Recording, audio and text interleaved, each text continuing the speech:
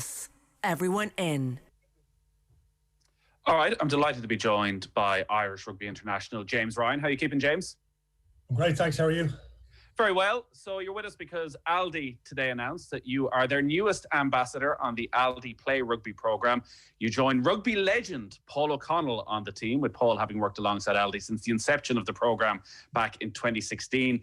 Aldi Play Rugby is a free, supervised, non-contact rugby initiative that provides everything schools need to get started, including sessions with local IRFU staff, online coaching resources and free coaching equipment. The overall objective to encourage people to get active, eat healthily and have regular exercise in safe, controlled environments. The Aldi Play Rugby programme now accounts for over 115,000 children and 150 trained teachers. For more information, check out aldi.ie/play rugby. Aldi is the official fresh food partner to Irish Rugby. So you're involved in that alongside Paul O'Connell. Your life is taking a lot of similar paths to Paul O'Connell, which I guess, James, is no bad thing. Yeah, look, no, it's great to be partnering with such a well-renowned and brilliant brand, and obviously coming on board as the Aldi Play Rugby ambassador is fantastic. You know, I came from a sporting family myself, so I understood from a pretty young age of the benefits of playing sport, of being active, of being part of a team, of eating well.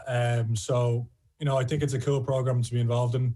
I think it's a great message to be sending out in terms of getting kids to get outdoors, to be active and to play rugby, and if that's not playing rugby, then to play whatever they're into. I think Aldi are reaching about 100,000 kids every year through this initiative set up by them. So chuffed to be involved. What did you play when you were a kid? Because there's been a big debate online over the last week or so, particularly based around football and something that was potentially coming in, that kids should maybe streamline from a very young age, from 11, 12, towards one sport. Was it all rugby for you when you were a teenager, or did you branch out? Were you playing a bit of GAA, a bit of soccer? Yeah, no, it wasn't all rugby. There's probably very few Irish kids that don't play a combination of sports. I would have played a bit of GAA as well, particularly in my summers. As a kid, I would have spent a lot of time in Galway, where my mum's from, so I would have played a bit down there. And kind of when I got a bit older, when I kind of reached 11, 12, 13 is when it became just rugby. But yeah, no, there was a bit of variety there as well. Yeah, your mum's from down around Clonbur, which is a small little village. You're arriving down from Dublin. Like, were you a very tall child? Was this a glorious reception you got every summer, where the kid is rocking down from Dublin, who's a foot taller than everybody else, playing the centre of midfield? Not really, no. The last time I played for them, I was about 14 or 15, and at that stage I'd started to put on a bit of size, and I think we were playing Tormacady, which is a village up the road, but it's completely out of my depth, to be honest. I couldn't keep up, so no, I definitely there definitely wasn't any of that sort down west. How have the last few days been? Obviously a disappointing night in Paris. When you have those disappointments, what do you do? What's your 2-3 days afterwards? Do you go into your shell, want to be left alone, or is it talk it out with people? Well, obviously we got home Sunday, so we've all had the chance to go home for a few days and kind of spend time with family and things like that, which has been great. So it's important to kind of take a break, I think, for a few days, which is what we've probably all done. And we're back into camp tomorrow, and we'll review the game, and we'll be honest with ourselves, and then we'll kind of look to turn the page over the weekend. And probably the good thing, the only good thing, kind of, is that obviously there's a lot of opportunities coming up over the next few weeks with the Nations Cup, and it's another opportunity for us to keep building. When you go back in tomorrow, having left camp on Sunday morning, are you expected to have watched the match back yourself? Are you expected to have done your own little mini internal review ready for tomorrow morning when the camp meets up again? Yeah, well, we play Saturday, so tomorrow will be Thursday. So yeah, no, you wouldn't be expected to have watched the game and to look at your own game and I think that will have been done by everybody really, and then tomorrow we can put a bit more shape on it in terms of what we thought collectively and kind of as units. So what were your thoughts on what went wrong? Probably the whole game was a missed opportunity really. We just need to be more clinical. I think one positive to take from the game is that we're creating a lot of opportunities, and we're creating those opportunities because of pressure, whether that's getting after France on a restart or an effective kick chase or getting over the ball. We're putting pressure on France and on these sides, and we're creating opportunities for ourselves as a result. The next piece is now converting those opportunities. That's the game. So it's something that we will have to look at because at this level, if you're not taking your chances when you get into opposition 22s, you're making it very hard for yourself.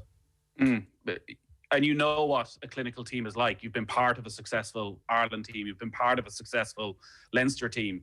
What is the biggest thing that makes a team clinical when you're in those huge, tight games that Ireland probably over the last year, 18 months have started to lose a few more of? What is the difference between a team that's ultra clinical, that it felt that Ireland for a good 18-month, 2-year spell were, and then for the last 18 months it hasn't been there?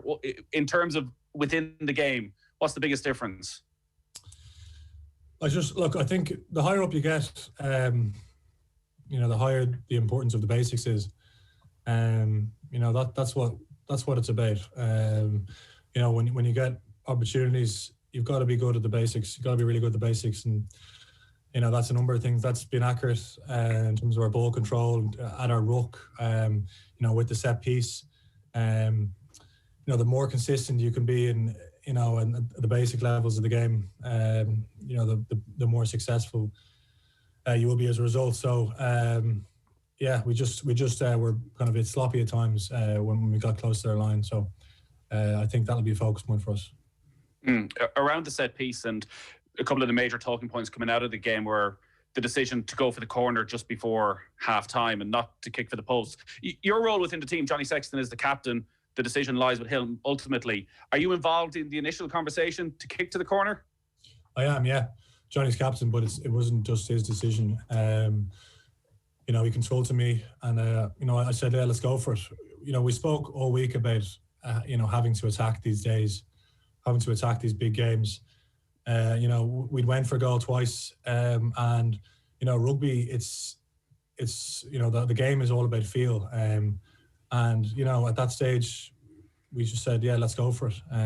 We knew we were going to have to score tries against France because we knew they would score some.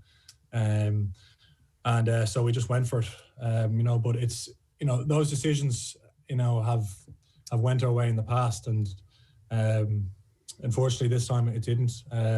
It was a pity that we didn't go in with the try, and if we'd gone in with 3 points, that would have helped, but I don't think that's the winning and losing in the game.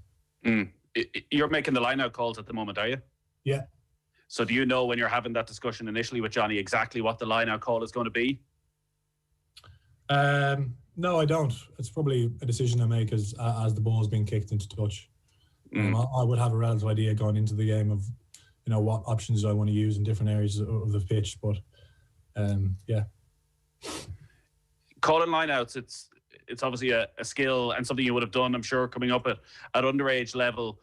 Ian Henderson has done it quite a bit. Like, you're at a Leinster team where you've had Devin Toner, Leo Cullen, so much experience. Is it something you talk about a lot in the background as to what the right call at the right moment is? Is it something that takes up a lot of headspace? Well, it is a bit of added responsibility, I suppose. You've a bit more say and understanding of the attack going into the game, and so I suppose it would take up a bit more headspace than it would otherwise if you were just playing without kind of that calling role. But I've enjoyed it, and as you mentioned, I've learned tons off guys like Dev and Hendy. It's something I've enjoyed doing the last few weeks, and whenever I get the opportunity. Yeah, as I said, it's a bit of extra responsibility, but something that I've enjoyed. What are the main factors, as a layperson asking this, when you are making those decisions? And like the two that stand out are that one just before halftime, and probably the penalty try that should have been, that wasn't given, where it felt like the French maybe read what was about to happen. You go to the front and they drive you to the line. What are you thinking about when you are?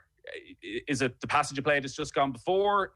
How much of it is done in the training ground in advance in terms of trying to exploit France in those situations?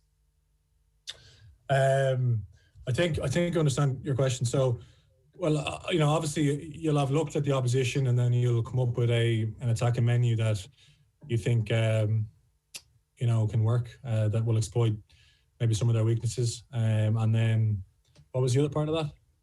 Sorry. I guess it's the in-game, the moment of the game of deciding, of choosing the right call at the right time, how much pressure you put on yourself to make sure you get that right, and how much pressure there is on you to get that right.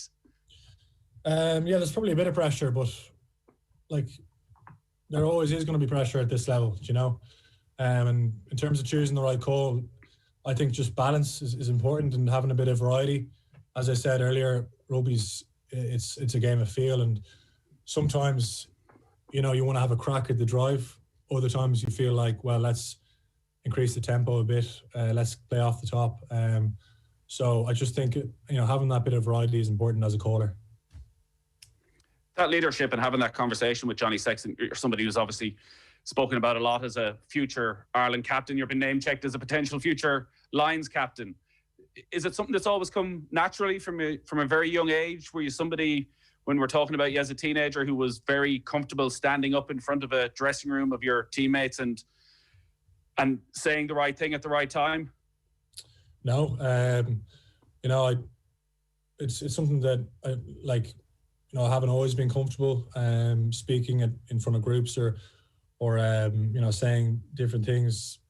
It's something that I've probably developed the last few years. Certainly at Leinster, Stuart Lancaster has been great for the group, and so has Andy Farrell with Ireland, and they encourage lads to find their voice, to arrive at meetings with a point of view, and I think the more people you can get coming out of their shells and being themselves, and I think the more benefit we'll get as a group. But yeah, I mean, for me, I've always felt more natural, in terms of leading, you might say, on the pitch and through actions, and I probably the talking role as I'd like to think developed a bit more over the last few years by being in environments like Leinster and like Ireland. It does seem as though it's something that Stuart Lancaster has a huge interest in. Quite often it's focused around Gary Ringrose, who from the outside would seem as a maybe more shy, retiring type, who they've invested a huge amount in and has taken on more of that leadership role. Do you sit down then and have that conversation of, we're very happy with your on-field leadership, but there is a role as well in the dressing room beforehand, in the team meetings the days before, where you need to be a bit more vocal? Have you spoken to people around the game, people who've played previously, like Paul O'Connell is somebody again that comes up, about how you say the right thing at the right time off the pitch? So trying to digest that whole question, but yeah, like you mentioned Paul O'Connell. I met him when he came in for a couple of days during the Six Nations campaign. Obviously, that was way back in February, but he was brilliant to sit down with, and as I was kind of saying earlier, it's not me or anybody else. We're all encouraged to have a point of view and to chip in when we feel we need to.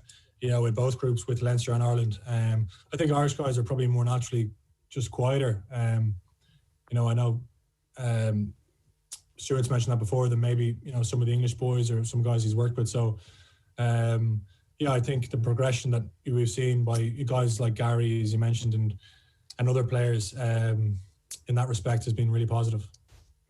I wonder why that is, why Irish guys are quieter. Is it a respect for age, a respect for experience, that when people go into dressing rooms, maybe across all sports at a young age, it's thought of, you keep that little bit quieter till you've progressed through the ranks, where it sounds from what Stuart Lancaster is, he wants players of any age, any experience to have a bit of leadership from the start.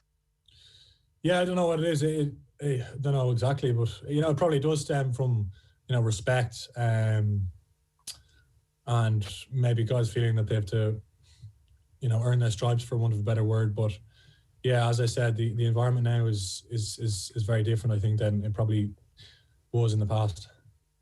It must seem a bit strange when you're hearing Warren Gatland name checking you as potential Lions captain. It's going to be the longest of seasons. It's just relentless, from into this Nations tournament, into Champions Cup, back into Six Nations potentially again. You probably don't have time. I'm sure you're going to say you don't have time to be thinking about the Lions right now. But is that a goal that at the start of the season you'd write down of, you've had a good year if you get in the Lions team? Look, I think any international player, certainly in the UK and in Ireland, wants to play for the Lions. When that year comes around. But look, I know I say this often, but rugby is such a next moment sport. There's always a challenge coming up very soon, and I think if you look too far ahead, you lose sight of what's right in front of you. So to give you the boring answer, yeah, obviously it would be pretty special, but it's not something that I'm thinking about very much right now with what's on the horizon, obviously, with the next couple of weeks in terms of, Wales, England, Georgia. It's a big few weeks for Ireland. Yeah, did you get a taste of that, of how quickly it can all disappear with the injury before the restart, where there's this long break of no rugby, and then as it's all starting to come back, you find yourself sidelined, that as much as you can think about things and build it up, one little accident and suddenly you're very much on the back foot. Yeah, exactly. That's another thing. It's anything can happen at any stage. It's such a cruel sport in many ways. So obviously I had that injury setback. I was very lucky to get back pretty quick. I think huge credit must go to the medical department in Leinster and the strength conditioning staff. They really are world class. Probably knocked a few weeks off my timeline. So it was the timing is never ideal, but probably would have been worse times to have been injured. Heading into this Nations tournament, it is essentially a November international series, but with a winner at the end of it. And like Irish rugby is always in this state of World Cup to World Cup. And when is there an acceptable time for transition? Because you go into Six Nations and there's an expectation around that. What are you looking for as a player out of this? Do you think as a team it's a time for experimentation and that you build up a bigger squad by the end of this? Or actually, is it a tournament you're going into thinking, the only success here is by winning the tournament? Yeah, I think I know it's a tournament we want to win. We're not going into, obviously development is important. And I think that's, important thing to remember, that this is a new group. Yes, I think, some of the backbone of the team is still the same, but it's a new coaching group, a lot of new players. How many guys have made debuts recently? So it's a new chapter, I think, in many ways. So there is that sense of us kind of building and growing in terms of what we're trying to do. But, we're combining that with obviously a competitiveness that, we want to go and win the thing. That starts, it's coming around so quick. It starts obviously next Friday with Wales, another massive game. They'll be very, very motivated, having, come off the back of a few losses. So it doesn't get any easier, but, that's why we play when we're playing these big games. In some ways, people on the outside looking at you, you're in an incredibly fortunate position that you're getting to continue with life as normal, somewhat, maybe no crowds, but you're into that bubble again down in Carton House for the next 5-6 weeks. Does it feel any different? Does it feel a bit strange with everything else that's going on in the world that somehow rugby is kind of continuing? It actually feels brilliant, yeah. I have to say, it was so enjoyable being back in national camp, albeit with all the restrictions, it's thanks to those kind of rigorous testing and restrictions that we're able to carry out our duties. But yeah, we're all very aware of that we're very lucky to be able to continue to carry out our jobs.